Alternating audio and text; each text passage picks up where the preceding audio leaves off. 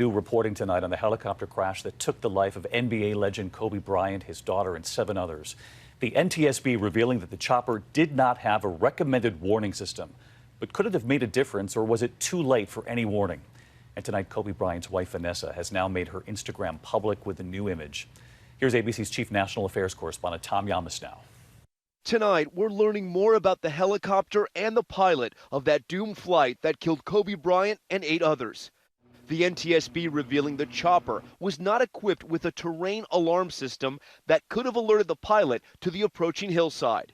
But some experts caution that still might not have been enough to change their fate in those final seconds. In this case, the helicopter was in such an extreme position, just 600 feet above the ground, diving at the ground 4,000 feet per minute, that terrain warning system probably would not have been any help. The pilot just didn't have a chance to recover. The pilot flying the helicopter was Ara Zobayan. He was well respected with 20 years experience, and he had trained other pilots.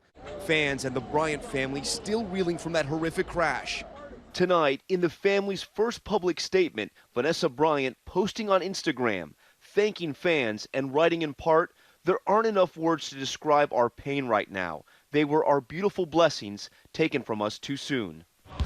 And at the Lakers practice facility, the team running through drills. Head coach Frank Vogel saying it was therapeutic for the team to get back on the court, but the pain of Bryant's death still too raw. If you had a chance, what would you tell Kobe Bryant? I'm not ready to go there. I really not. Some questions I'm not just not gonna be able to answer right now.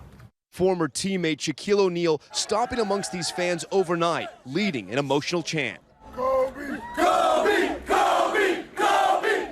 Now, David, the NTSB says that helicopter that crashed nearly cleared the hill that it hit by 20 to 30 feet. But ABC aviation experts we spoke to say that helicopter was going so fast in a downward trajectory, it essentially entered a point of no escape. And, David, I do want to mention every time we come here to the Staples Centers, these memorials for the Bryant family and the other victims are growing, and the support is not slowing down, David. Just a remarkable scene behind you. Tom Llamas, our thanks to you again tonight. Hi, everyone. George Stephanopoulos here. Thanks for checking out the ABC News YouTube channel. If you'd like to get more videos, show highlights, and watch live event coverage, click on the right over here to subscribe to our channel. And don't forget to download the ABC News app for breaking news alerts. Thanks for watching.